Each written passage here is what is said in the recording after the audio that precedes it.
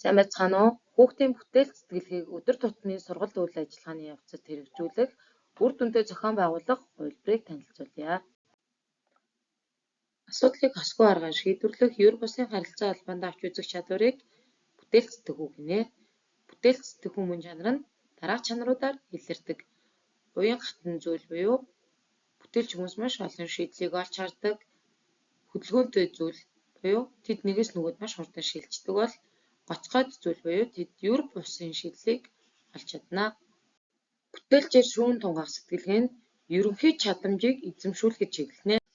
Хүүхдийн бүтээлч сэтгэлгээг хөгжүүлснээр төсөөлөн бодох, шин санаа гаргах, уран сэтгэмж, сониуч зан, оновчтой шийдэл гаргах чадварууд нь илүү их хөгждөг байх нэ.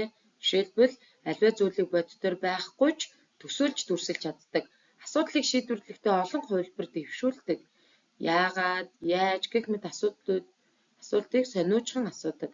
Нэг санаанд баригдалгүй өөр өнцгөөс харах чадварууд нь илүү их хөгждөг байх нэ.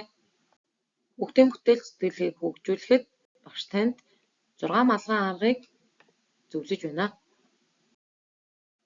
Хүүхдийн бүтээл сэтгэхүй нь төсөл тоглоомын үйл ажиллагаагаар болон зохиолтой танилцах, дүр тоглох тоглоомын үйл ажиллагаагаар илүү хөгждөг байх нэ.